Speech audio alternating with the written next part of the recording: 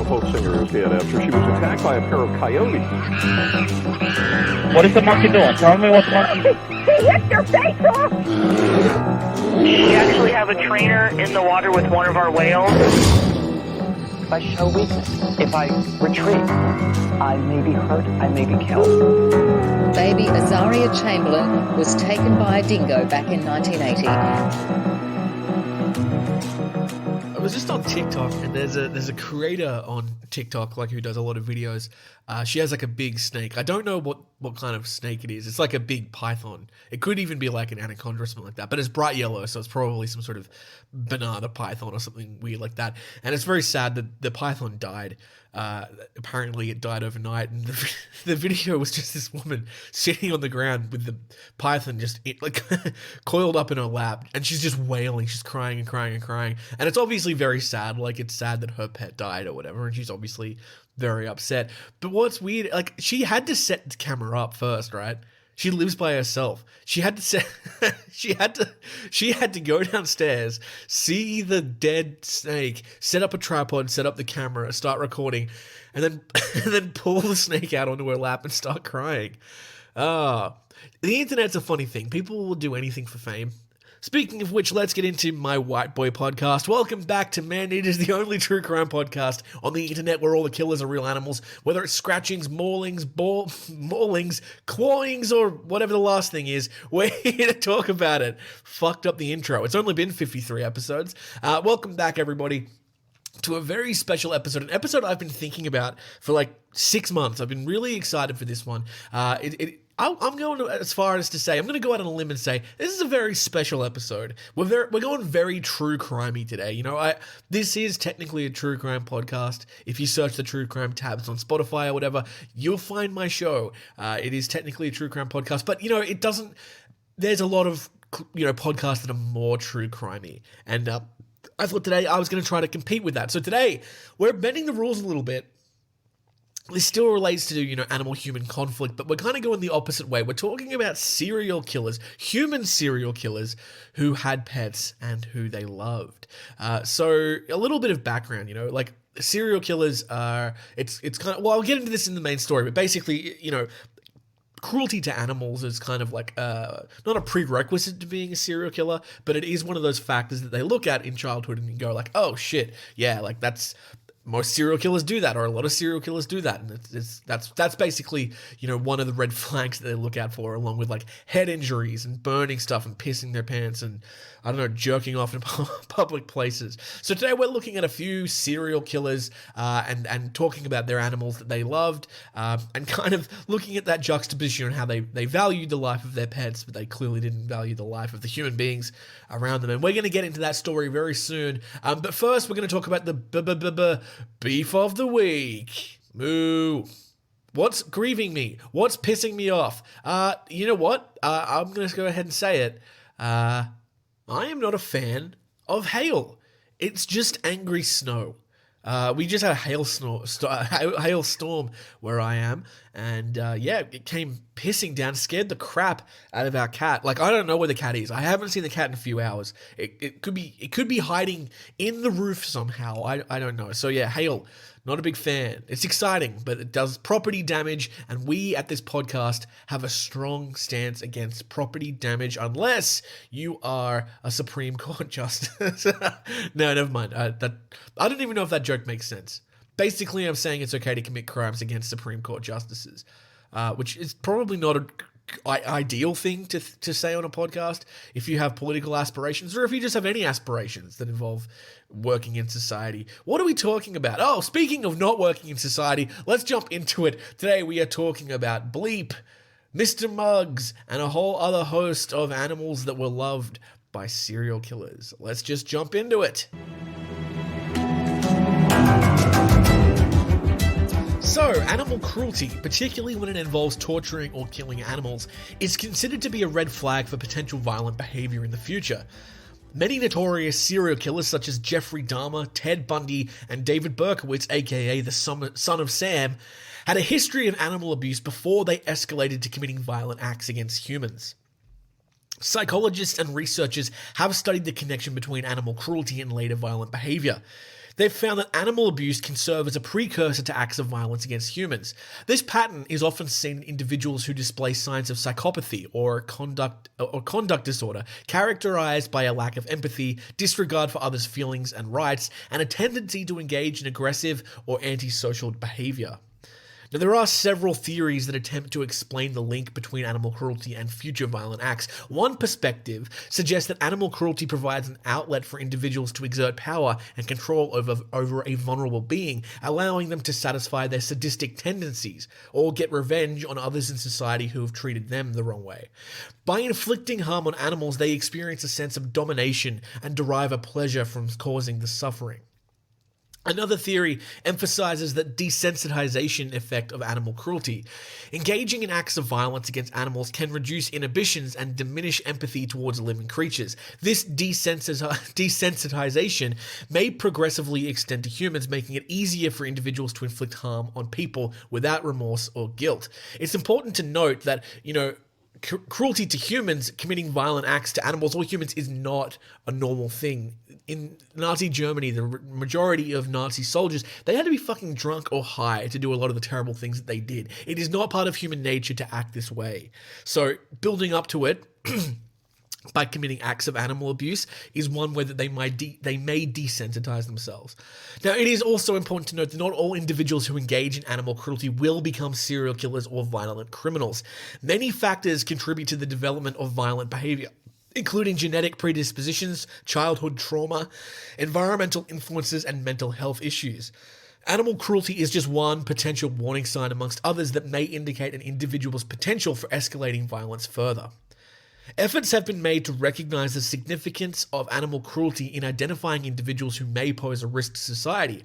Animal welfare organizations, law enforcement agencies, and mental health professionals increasingly collaborate to address cases of animal abuse and provide intervention and support to individuals who are at risk.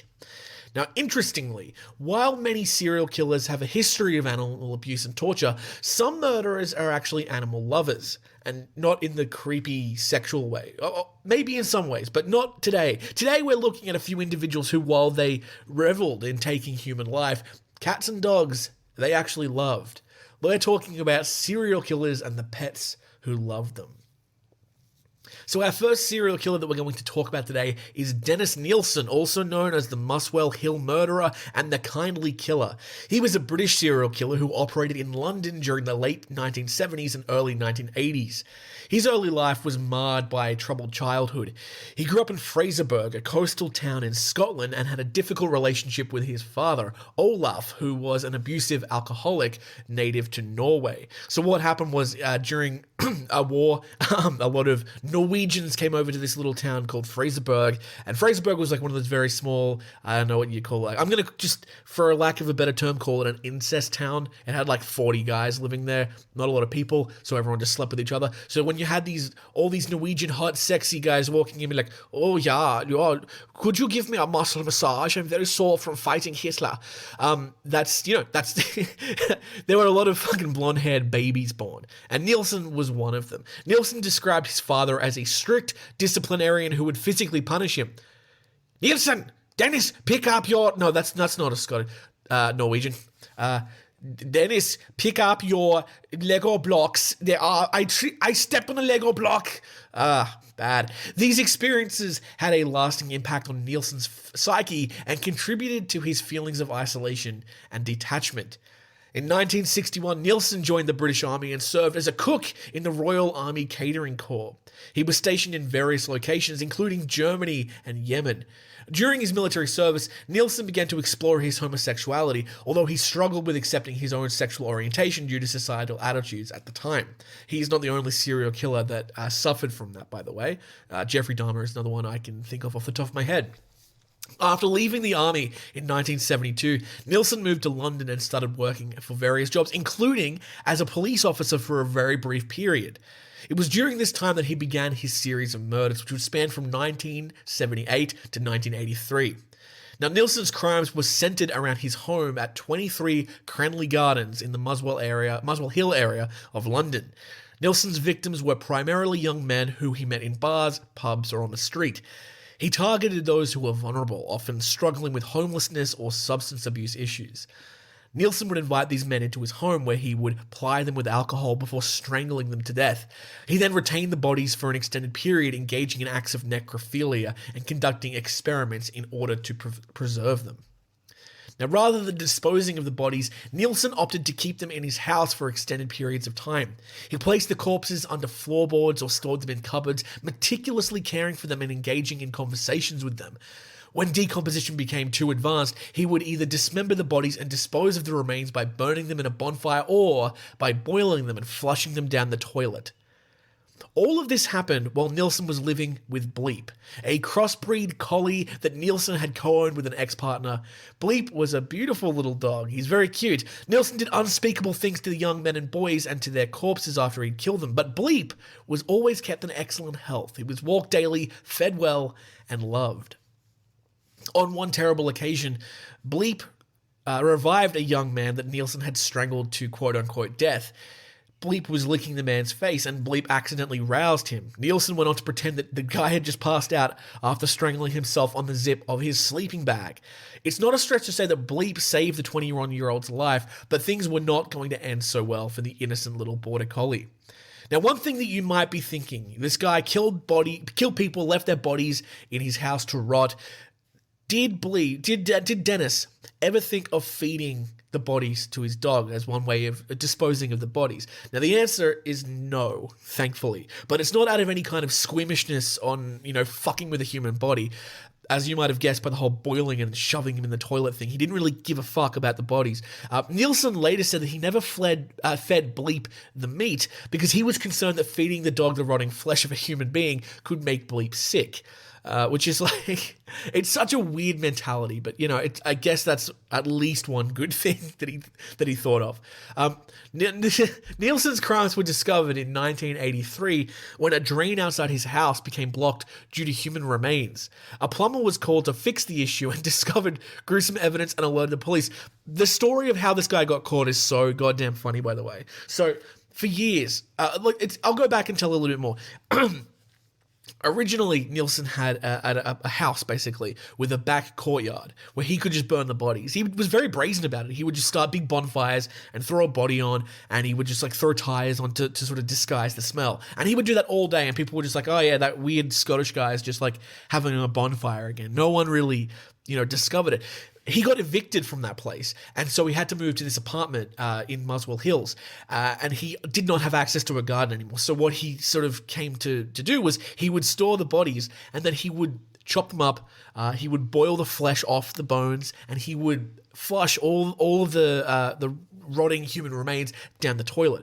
Now, what happened was eventually he did it so much that the toilet started to get clogged, and people in the apartment building started getting really pissed off, and he was like, "Oh shit, oh fuck, I'm in trouble here." A plumber came to look at the issue outside and hadn't discovered anything yet. Nilsen knew it was only a matter of time until he was discovered. So what he did was he got a bunch of KFC, like a bucket of chicken, and he went outside at nighttime, and he opened the manhole cover, and he was just throwing chicken, KFC down there, so that if any human bones or flesh were discovered, he could just say, "Oh yeah, no, it's KFC. I was flushing KFC down my toilet," which is so goddamn funny. But he got caught. Someone in the apartment building saw this fucking dickhead flushing, throwing KFC in a manhole, and the next day when the when the plumber came through and found a fucking chicken wing, the neighbor was like, "Yeah, I saw that Dennis Nilsen guy throwing chicken in the sink." So the police came up and were like, "Why were you doing that?" And he was like, "Oh yeah, I was just pissing. I just took a piss in the manhole." So obviously, there was a subsequent investigation, and the remains of several victims were found in the pipes and also in his home. Following Nilsen's arrest, he was hugely vocal about the care that his dog needed. Tragically, for whatever reason, Bleep was put down within a few days of her serial killer master being captured. In 1983, Nilsen stood trial for 6 counts of murder and 2 counts of attempted murder. He confessed to the killings, providing chilling details about the motives and methods. Nilsen expressed a desire for companionship and an unwillingness to let his victims leave once they were inside his home. He claimed to have lost count of the exact number of victims, but estimates say that he killed about 15 to 16 young men. Nilsen was found guilty on all charges and was sentenced to life imprisonment. Initially, he was incarcerated at HMP Wormwood Scrubs, which is such a British name for a prison, before being transferred to HMP Full Sutton in 2001. Throughout his time in prison, Nilsen remained a highly controversial figure, often making headlines with his various appeals and statements. Now, here's another bit of pet trivia for you. During his incarceration, Nilsen was allowed to keep 2 budgerigars, which he named Hamish and Tweedles, which is very cute when you don't think about what this creep did. On May 12, 1918, Dennis Nilsen died at the age of 72 in custody at HMP Full Sutton. The cause of death was reported to be complications related to a pulmonary embolism and a retrophenoidal hemorrhage. Nilsen's crimes shocked the public and left a lasting impact on the collective consciousness of the United Kingdom. His case shed light on the vulnerability of homeless individuals and led to an increased awareness for the need of support and resources for this marginalised group. Nilsen's actions and the graphic details surrounding his crimes have made him one of the most notorious and reviled serial killers in British criminal history. Now, if you want to know more about Dennis Nilsen, there was, a TV movie or TV show made, and David Tennant plays him. And it's actually funny, when you Google Dennis Nilsen, he doesn't come up. A photo of David Tennant comes up, which is hilarious. He does look like him, but it's not him. So another serial killer that left a massive impact on the world was Myra Hindley and her associate Ian Brady. Myra Hindley's early life provides some insight into her background and upbringing. She was born and raised in Gorton, Manchester, during a time of post-World War II social and economic transformation in the United Kingdom. Hindley grew up in a working-class family, and her childhood was marked by a turbulent and challenging environment. Her parents divorced when she was young, and she lived with her mother and grandmother. Hindley's life was characterized by a troubled disposition. She was described as a difficult child, often engaging in attention-seeking behaviors and exhibiting a rebellious nature. She struggled academically and dropped out of school at the age of 15, later working as a clerk and typist. In 1961, at the age of 18, Hindley met Ian Brady at her workplace. Brady, who was 5 years older than her, was already displaying a deep interest in criminal activities including burglary and armed robbery. The couple quickly formed a relationship based on their dark fantasies and disturbing inclinations towards sadism and violence. Their crimes began in July 1963 when Hindley assisted Brady in the abduction and murder of a 16-year-old girl named Pauline Reed. Over the next 2 years, they continued their reign of terror, targeting vulnerable children and adolescents. Their victims were enticed, sexually assaulted, and eventually murdered, with Hindley often luring the victims to their deaths. The remains of such victims were later discovered on Saddleworth Moor, while others, such as Keith Bennett, have never been found despite extensive searches. The revelations surrounding the Moor murders shocked and horrified the nation. Hindley's involvement in the crimes came under intense scrutiny during the subsequent investigation and trial. Initially, she attempted to distance herself from Brady's actions, claiming coercion and manipulation. However, as new evidence emerged, it became evident that she had actively participated in the crimes and played a significant role in their planning and execution. In May 1966, Hindley and Brady stood trial at Chester... I can't even read this word. Assizes. The trial received widespread media coverage and captivated the public's attention. Both were found guilty of multiple counts of murder, and Hindley was also convicted of being an accessory to the murder of Edward Evans. The judge handed down life sentences, emphasizing the grave nature of their crimes and the need for them to be kept in custody for the rest of their lives. During her imprisonment, Hindley made several attempts to secure her release. She claimed to have experienced a transformation, embracing Catholicism and expressing remorse for her actions. However, her appeals for parole were constantly denied, as public sentiment and the families of the victims vehemently opposed her release. Hindley's crimes were considered amongst the most heinous in British criminal history, and her attempts at redemption were met with skepticism and resistance. Hindley's death in 2002 marked the end of a deeply troubling chapter in British crime. Her crimes, along with Brady's, continue to generate significant public interest and serve as a stark reminder for the capacity of human evil within human beings. The Moor murders case has become a lasting impact on British society, influencing changes in law enforcement practices, child protection policies, and public perceptions of crime and punishment. The victims' families continue to cope with the devastating loss and the enduring legacy of the crimes committed by Myra Hindley and Ian Brady. Because during the investigation they refused to cooperate with police, their dog Puppet ended up being one of their final victims. It was killed during the investigation. Disgustingly, Hindley and Brady took photographs on top of the graves of children. Many of these featured Puppet. Police needed to determine the dates of the photographs, and they believed that this could be done by ascertaining an accurate age of the dog. Puppet was x-rayed and unfortunately died during the procedure. It took decades to find some of the missing children, and one remains undiscovered to this day. When she found out that her dog had died, Hindley reportedly said, "I feel as though my heart has been torn to pieces." No such remorse was ever shown for the children whose lives she took. Now we're going to talk about another famous historical figure right now, probably one of the most famous historical figures, and your question may be, is this person technically a serial killer? We're talking about Adolf Hitler, who really doesn't need much of an introduction.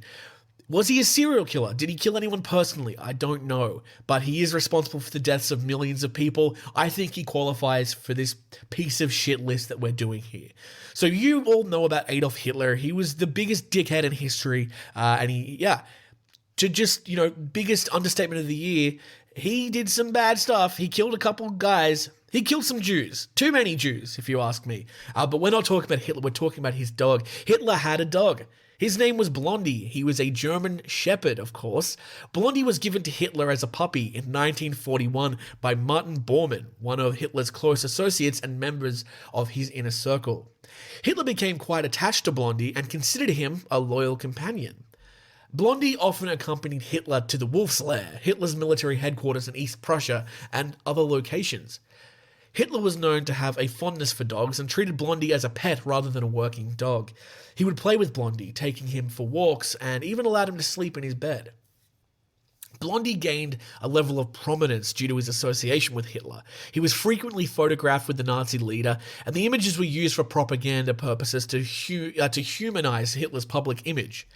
Now, tragically for Blondie, not for Hitler, his life came to an end. In April 1945, as the Allies were advancing on Berlin, Hitler and some of his closest aides, including his girlfriend Eva Braun, were killed themselves, I guess, in the Führerbunker, an underground shelter beneath the city.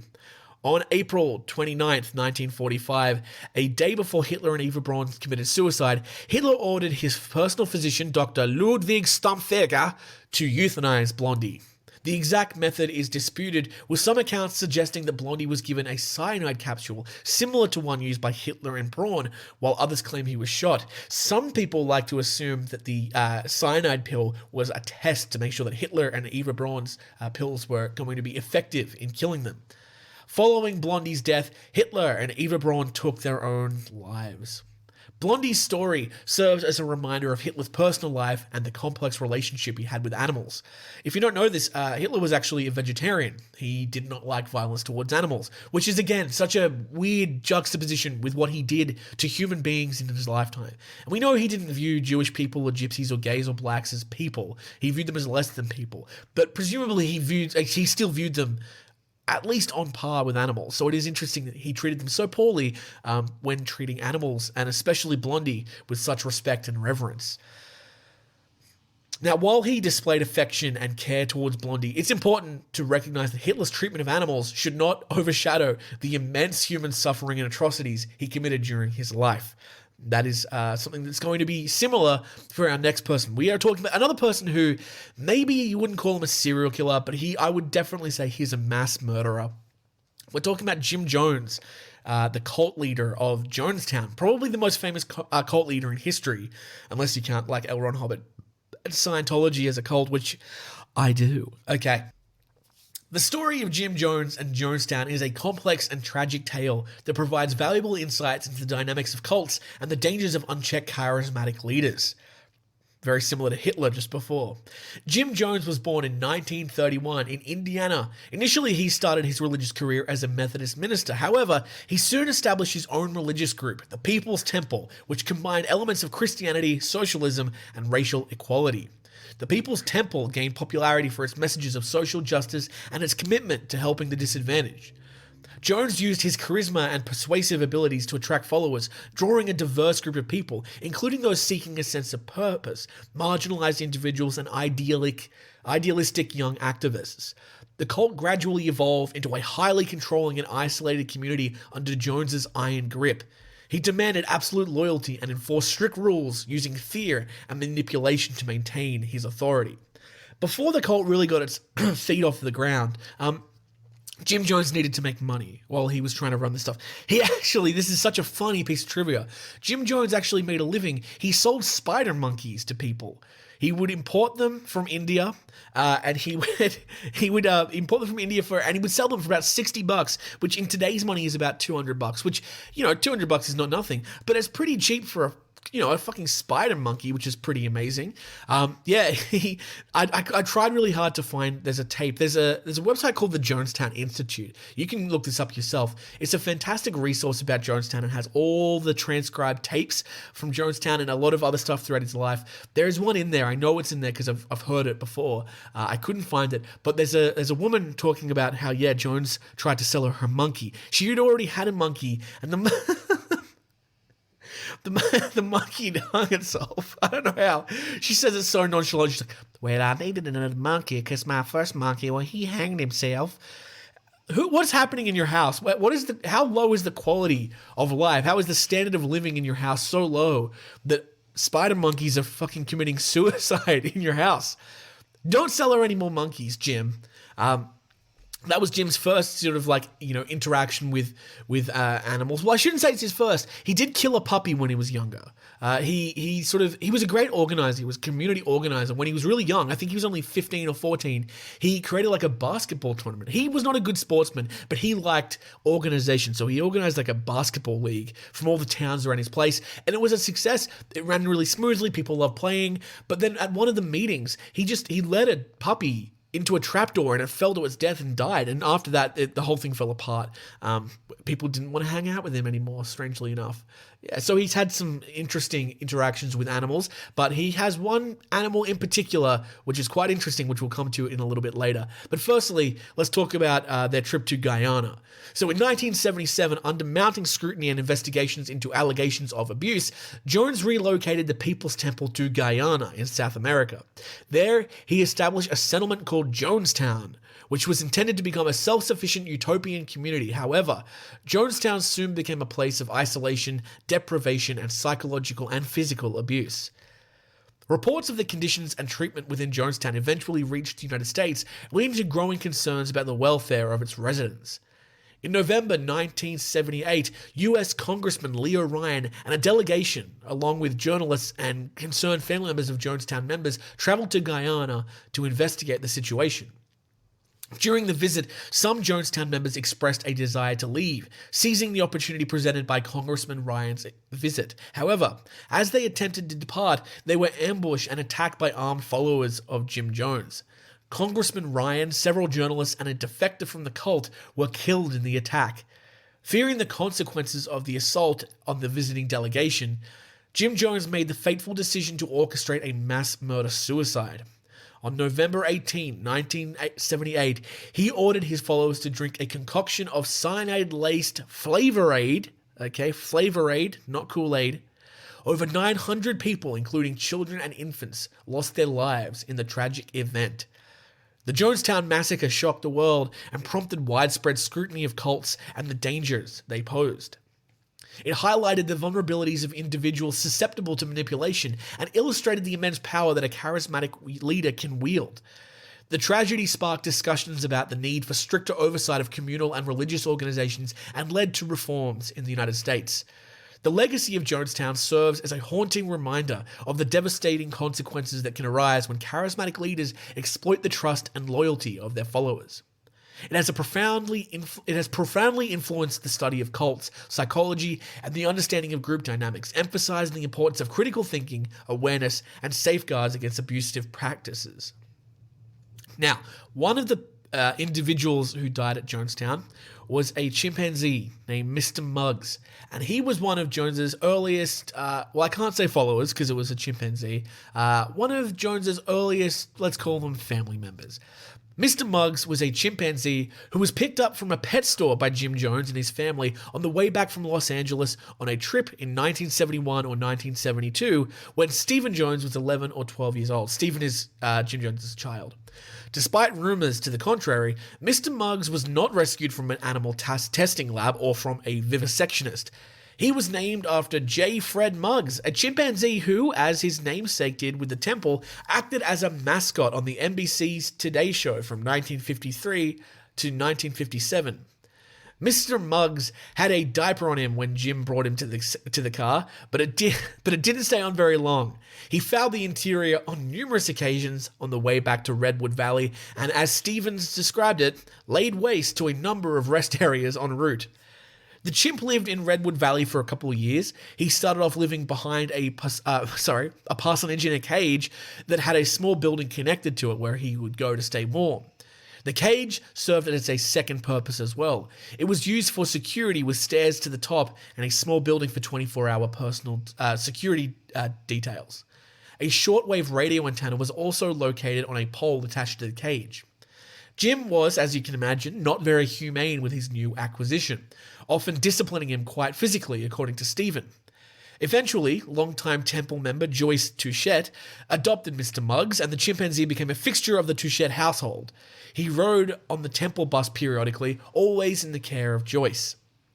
Now, Mr. Muggs could be a real handful. He seemed to take special delight in intimidating the Touchette family dog, but he also viewed Joyce as a mother and respected, if not feared her, because of her maternal discipline. Even in Jonestown, no one could handle him except Joyce.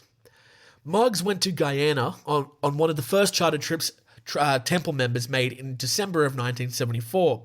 His cage was also one of the first structures erected in Jonestown and was ready for him when he arrived. I find that really sad. Like, this chimpanzee, all of its life has been kept in cages and it just longs to go into the jungle, and it gets finally taken to the jungles of South America and then just gets put in a cage again. He should have just gone out and hung out with the monkeys and stuff. Mr. Muggs developed into a solid chimpanzee weighing upward of 130 pounds. When he became excited or angry or anxious, he would flare out his hair and become larger than life. He was a social being and loved to play games like Keep Away or Tug of War. Practically anyone could get him to play and to get him worked up during the play, but Mr. Muggs usually won the battle, in part because he was not afraid to use his teeth to nip his opponents. Mr. Muggs could also use his feet as hands and was adept at pulling blankets through bars in his cage. He would also reach through the bars and dangle a blanket as an invitation for a game of tug of war. Oftentimes young boys in Jonestown would play with him, but even with 3 or 4 boys at the other end of the blanket, Mr. Muggs would still win, especially when he used his legs to brace himself in the inside of his cage and suddenly rear back. When Stephen or one of his friends saw Mr. Muggs get into that position, they would run towards the cage to save the boys from being jerked off their feet. Now, very sadly, along with several dogs, Mr. Muggs was one of the animals that were shot in Jonestown on November 18th, although who fired the shots is not known. Apparently, according to some of the tapes, one of the very first jobs on the day of the mass murder was to go and kill Mr. Muggs. According to Guyana Assistant Police Commissioner Skip Roberts, Mr. Muggs was shot 3 times, but he was still alive when the Guyana Defense Force arrived in Jonestown 36 hours later. He died soon afterwards. And that's it, guys. That is 4, well, I guess it's more than 4 criminals. We had Dennis Nilsen, Myra Hindley and Ian Brady, Adolf Hitler, and of course Jim Jones of Jonestown. We'll call that 4 groups of terrible people who did terrible things to other people and to animals, but they did have pets who I guess they loved, except for Jones, who seemed to not really care about this chimpanzee. We're going to take a break now, and we will come back with the rest of our episode. Have a good one.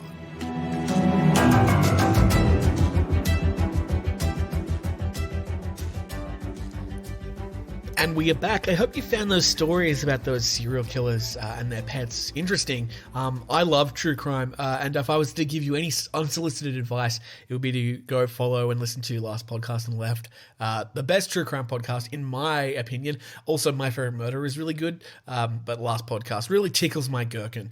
And yeah, love it. And if you like this show, I'm sure you'll like that show because a lot of the show is based off that. Thank you for indulging me to take a little break from purely animal related stuff. I really like delving into the human elements of true crime, which is what most people do, which is why I won't do it very often, because the whole point of this is to keep this show unique and focus it on animal-human conflict. But I have been thinking, another episode idea could be talking about cannibals as humans. They're man-eaters, technically. Technically, a human who eats a dude is a man-eater, absolutely. Even if it's a woman, they're still a man-eater. Funny how language works like that. Guys, let us jump into our next segment, of course, which is the Scratch of the Day.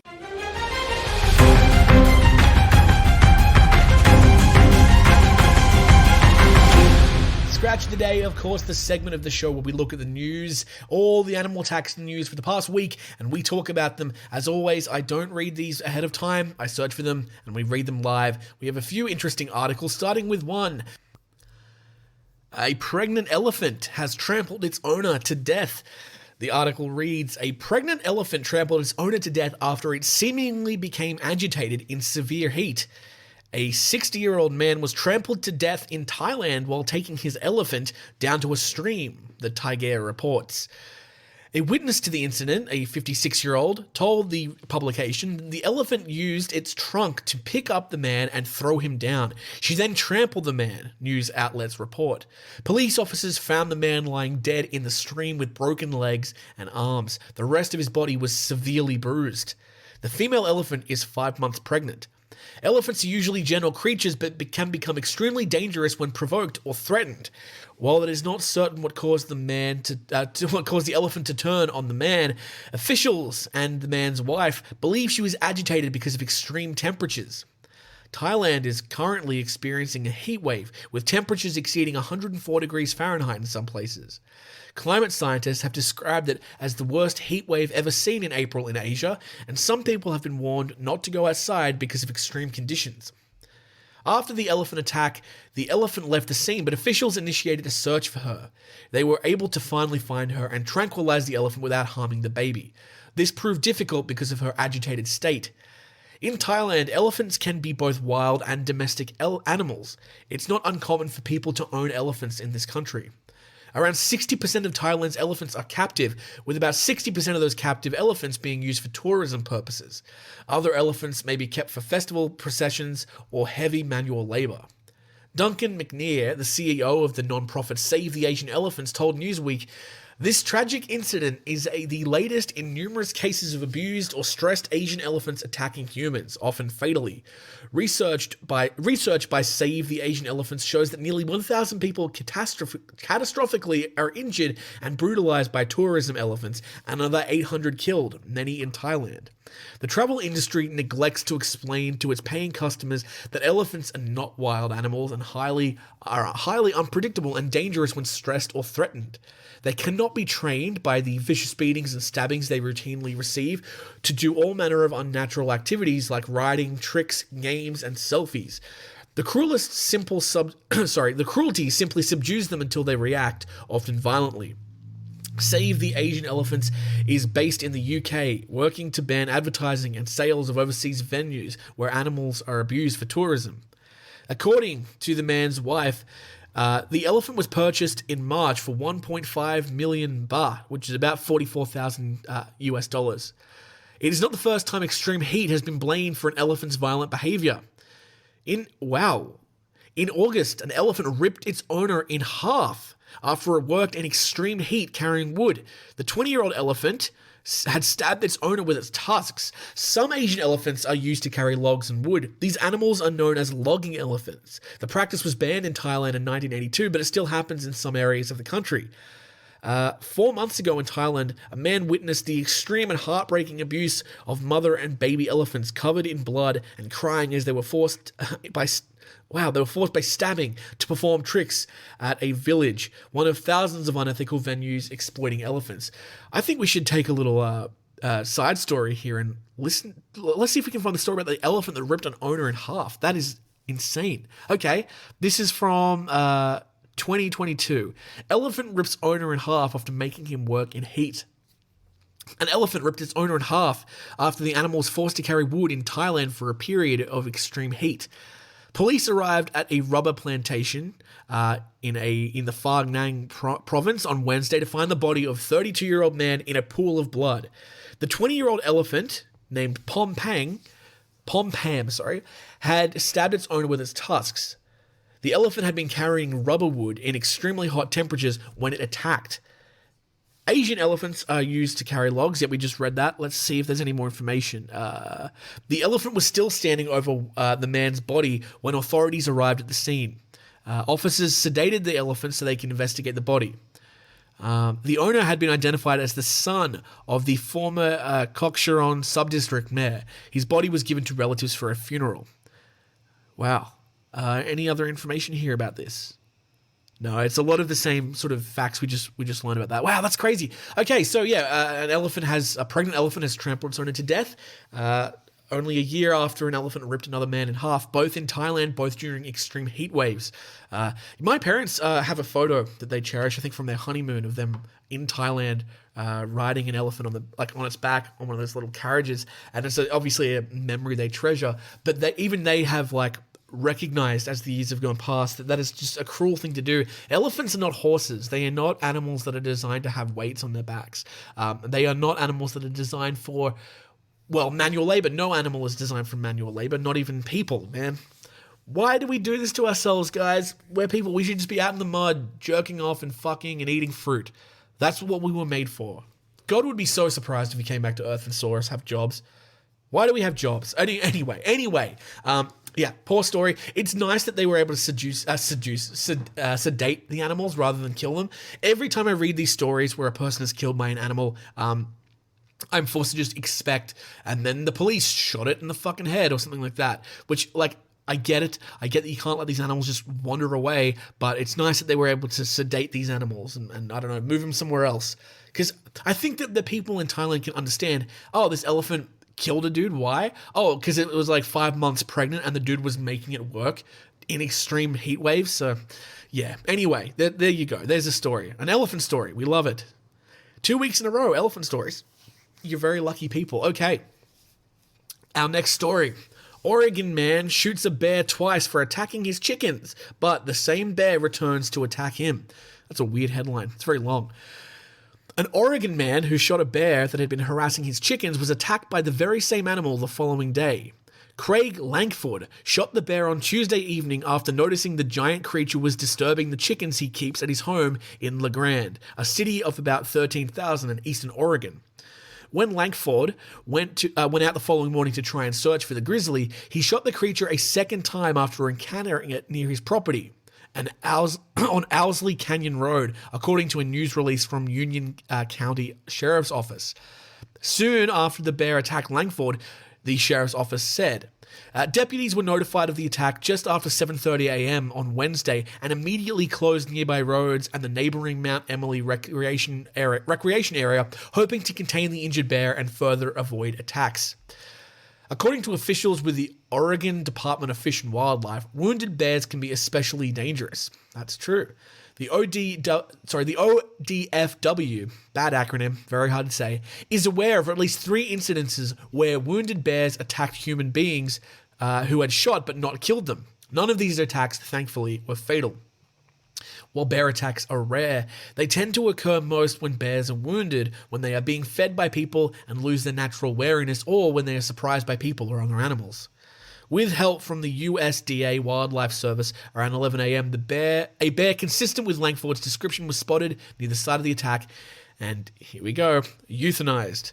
A necroscopy was performed, and bullet fragments consistent with Langford's report confirmed the bear had been the one that was involved in the attack. Great, sad. Langford suffered injuries to his arms and head, but is expected to recover. He is currently being treated in an area hospital. Oregon has not documented any fatal bear attacks.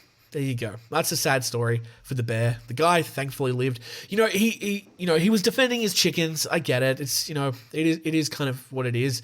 When hunters get attacked by bears, right? Like, I'm not a monster. I obviously am like, oh, that's very sad for them and for their family. But I do kind of have to view it as a little bit of like, well, fair's fair, right? You were attacking the bear. It attacked you. Let's just call it a tie. I wish they didn't have to euthanize the animals afterwards, but they do. Okay. Our final story, not really a news story. It's just an article that I found, which is really interesting. It's from the BBC, and it's Top 10, the world's most dangerous animals. It was published on the 23rd of May. So the BBC has kind of ranked which animals kill the most people per year, and I thought that would be a really interesting thing. So what animal kills the most humans per year? Spoilers, guys, it's not sharks. If you were a listener of the show for a long time, you would already probably have a good guess as to what animals are going to be in the top 3. I'm going to give you a moment, have a think. What are your top 3? What's number 3, number 2, number 1? For me, without reading the article, I'm going to say number 1 is going to be mosquitoes, because they always kill people. Number 2, it will depend if they include humans. I'm going to assume they're not killing. Okay, number 1 is mosquitoes. Number 2 will be dogs, and number 3 will be maybe like spiders or bees or something like that. Yeah, let's see. Okay. Here's a morbid question for you. Which animal kills the most humans every year? Although Hollywood films suggest our greatest threats include sharks and rampaging apes, the deadliest creatures are often much smaller and more likely to kill through disease rather than sharp teeth. But which is Earth's number 1 killer? Here is the top 10 list below. At number 10, lions. Apparently, lions kill 200 people per year. Now, while you might have guessed the king of the jungle, that doesn't really live in the jungle, would be higher up on this list of the world's most dangerous animals, the lion is still a ferocious predator that you wouldn't want to mess with. Typically attacking in the night using its sharp claws to inflict deep wounds, and with a bite that can crack bones and your skull, the lion is a fearsome beast. These big cats stalk their prey in small groups, surrounding the unlucky individual before lunging in for the kill. Get too close to a pride and they could charge you, especially during courtship or when there are cubs present. These majestic big cats attack out of hunger to protect their young. I'll be interested to see if tigers are on this list. If lions are up here, my guess would be that tigers would be too. Let's see, number 9, hippos. Hippos kill about 500 people per year. The hippopotamus could be seen as a surprise entry on this list. I hope not to any of our viewers here, by the way. You guys should know better, due to it being a herbivore. But thanks to its impressive set of chompers and its aggressive nature, it is one of the most dangerous animals on the planet. At number 8, we've talked about them in this episode, elephants, who kill up to 600 humans per year. An elephant who never forgets to kill. Nice. The mighty elephant is one of the world's most dangerous animals thanks to its sheer size, and it can attack humans in various ways. Elephants typically kill humans by trampling. As the African elephant can weigh up to 8 tons, Asians can weigh up to 5.5 tons, the force of being knocked back and stomped on by one of these would easily be enough to kill. An elephant can also use its trunk to pick up and throw humans and smash them into the ground. It has been known for elephants to gore people with their tusks. At number 7, this one's not a surprise to me. Crocodiles, killing up to 1,000 people per year. The crocodile is famously a ferocious animal that kills up to 1,000 people per year. Just one look at those teeth should tell you why these reptiles are so dangerous. The Nile crocodile has a bite force of up to 5,000 psi. Saltwater crocodiles chomp down on their prey and can perform a death roll to help add even more pain to the experience. Lovely. The Nile crocodile, on the other hand, uses their ridiculously powerful bite to simply crush their prey, often before swallowing it whole. Crocodiles are aggressive and tremendously territorial and will attack anything that enters their habitat, often ambushing in the water. Yeah, we know all about that. Crocodiles are a big danger in northern Australia, Papua New Guinea, Southeast Asia, and Africa as well. Interesting. Number 6. This is not an animal I would have expected. The scorpion. Scorpions kill 3,300 people per year. These ancient and aggressive creepy crawlies sting with their tail and inject venom into their prey. With over 26,000 species of the arachnid, only around 25 carry a powerful enough toxin to kill humans. The venom carried by a deathstalker is enough to kill the young, elderly, and those with lingering medical problems including heart conditions. Healthy adult humans can be killed by a deathstalker's sting too. It's just less likely. Interesting. These animals are found all over the world, including the deserts of North Africa and the Middle East. They are not to be fucked with. Scorpions, surprisingly, not on the list. Are on the list I wouldn't have expected. Assassin bugs are also on the list. Another one I've never talked about an assassin bug. Interesting. This is because it's a disease spreader. This can kill up to 10,000 people per year. Assassin bugs are a primary spreader of the deadly Chagas disease. These blood-sucking predator instincts are a real threat in Central and South America thanks to this. The Chagas disease is potentially fatal and is transmitted through an assassin bug bite or by consumption of cold food or drink that has been infected by the insect and/or its feces, which carry the protozoan Trypanosoma cruzi, a terrible disease that attacks the heart, digestive system, and nervous system, according to the Pan American Health Organization. Worse still, the disease can be transmitted from mother to baby through the placenta during pregnancy. That is fucking sad. Okay, we're in our top 4, and I was wrong. I thought that dogs would be in the top 3. Dog is number 4, with rabies being the primary cause of death. These kill up to 59,000 people per year, which if you are a listener of the show, you would not be surprised by. Man's best friend can be man's worst enemy when it comes to rabies. Any postman can tell you about dog attacks or close calls as well. Dogs like to guard their owners against possible intruders and will attack by biting. While death from dogs is uncommon, human deaths from rabies transmitted by dog bites are not unheard of, primarily taking place in poorer parts of the world, including Africa and Asia. The World Health Organization says dogs are the main source of human rabies deaths, contributing to up to 99% of all rabies transmissions to humans. It is transmitted by saliva via bites, scratches, and direct contact with infected areas on the dog. Interesting. Okay, we're in our top 3. I'll go really quickly through these. Number 3, this one you could have guessed, snakes. Snakes, of course, can kill up to 138,000 people per year. The most common human deaths from snakes occur from venomous bites. However, with the lucky left being dealing with amputations and other permanent disabilities. Okay, so number 2 is humans. So if the humans weren't on there, I would have been correct with dogs in the top 3. Humans kill 400,000 humans per year. So the article admits it's a bit of a cheat, but humans are technically the second most dangerous animals on the planet when it comes to human deaths. That is when you just count homicides, by the way.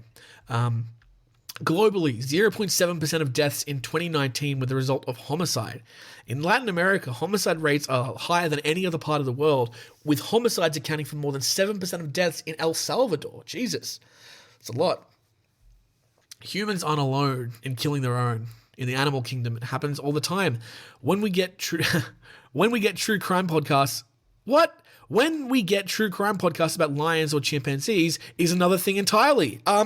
Excuse me, sciencefocus.com. What do you think I am, chopped liver? Fucking... Okay, guys, here's our first ever call out. You go to sciencefocus.com, and if there's a comment section here, there's not... You email these people and tell them, excuse me who wrote this article, excuse me, Thomas Ling and Toby Saunders, can you please check your sources? Because we do have true crime podcasts about lions and chimpanzees. Thank you very much. There's at least one, and it's adequately good. 4.3% on Spotify. Okay, not a percent, 4.3 stars. You know what I'm saying. Okay, number 1, as I'm sure you would have guessed, mosquitoes. They kill 725,000 people per year by spreading diseases such as malaria.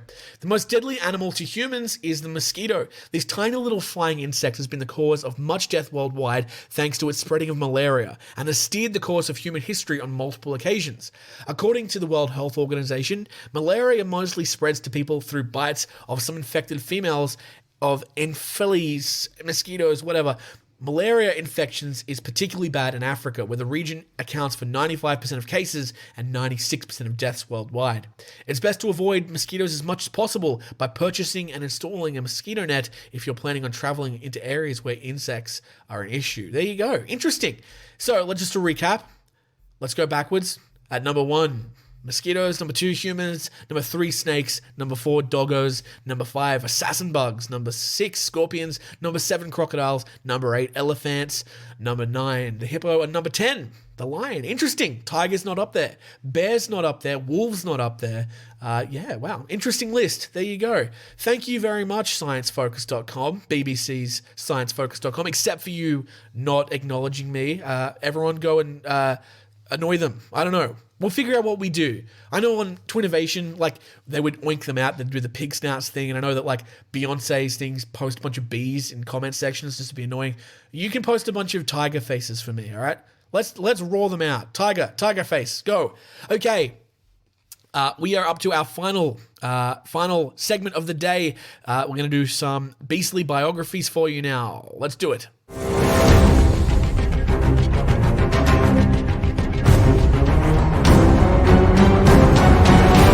So a little bit of a shake-up to the beastly biographies. I have had a recommendation or a request from a listener. Stephanie has asked to look into the Anaconda. Going forward, if you'd like to suggest the beastly bio of the week, you can do so on our Instagram by sending me a private message. So the Anaconda, also known as the green anaconda, common anaconda, water anaconda, giant anaconda, common water anaconda, the boa or the sukuri, and then there's a bunch of other ones in different languages as well. So its population size is unknown. We have no idea how many there are. They can live from between 10 to 30 years. They have a top land speed of 16 kilometers per hour. They weigh between 30 to 70 kilograms, and they can have a length from up to 3 meters to all the way up to 4.6 meters. The green anaconda is a boa species found in South America. It is the heaviest and one of the longest known extant group snake species. Like all boas, it is a non-venomous constrictor. The color pattern of the snake consists of an olive green background overlaid with black splotches along the length of its body. The head is narrow compared to the body, usually with distinctive orange-yellow striping on either side.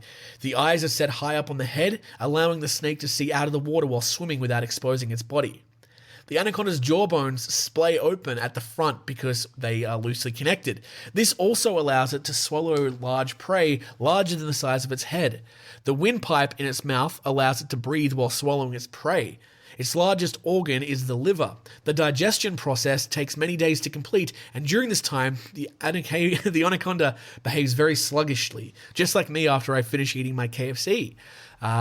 So this animal, it lives obviously in South America, but it can also go to North America, apparently.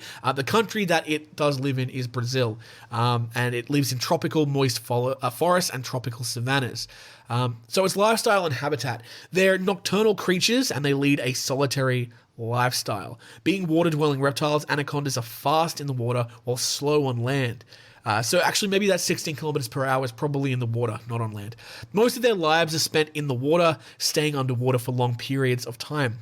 Anacondas are comparatively passive in daytime heat and start moving at dusk when the heat subsides. They often pass long distances very quickly, usually when the dry season reaches its high point or when they look for mates. Their eating habits. Anacondas are opportunistic apex predators, which means they usually don't have any general plan and take advantage of any chance they have to take a meal. They usually feed on other reptiles, sheep, dogs, tapirs, fish, birds, wild pigs, deer, and rodents, as well as any kind of available prey that are able to catch and swallow. So, here's some interesting facts for you, okay? I can't see anything information here about them eating people, but I'm sure they have. I'm sure it's happened. Here's some fun facts. The word anaconda has Tamil origins, coming from the Tamil word anacolora, meaning elephant killer. After the Spanish conquest of the area, settlers called anacondas matatoros, which meant bull killers. After a long period in the water, anacondas are frequently seen hanging from trees to dry up. Anacondas don't have scales on their cloacas. Their gland in this area smells like musk, which frightens tiny organisms, poisonous to them. So this smell most likely protects anacondas' cloacas from leeches and ticks. Who is the guy who sniffed a cloaca to figure out what it smelled like? Jesus Christ. In Latin, the scientific name of anaconda sounds like Enuchis uranus, which means good swimmer. Anacondas can do without air underwater for about 10 minutes and then rise up to the surface to get some air. An anaconda can be satisfied with only one meal over a long period of time, provided that the prey is large enough. And there you go. That's a little beastly biography for the Anaconda there. Thank you to Stephanie for requesting that.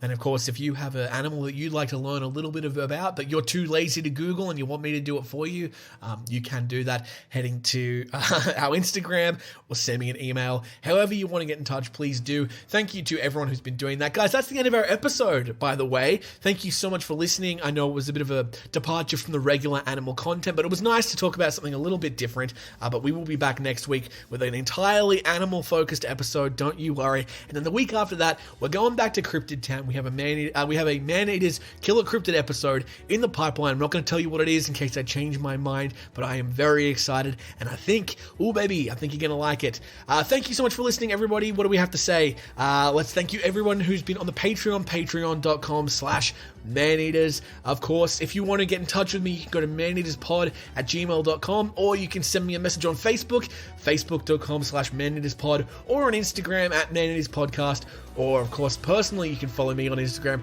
@JimothyChaps. You can do all that bullshit. Thank you for listening to the Serial Killers. Thank you for listening to the Scratch of the Day. Thank you for everything you do for me, and I hope you have a fantastic week. I'll see you next time, and as always, stay safe, because as we've learned, it's a jungle out there.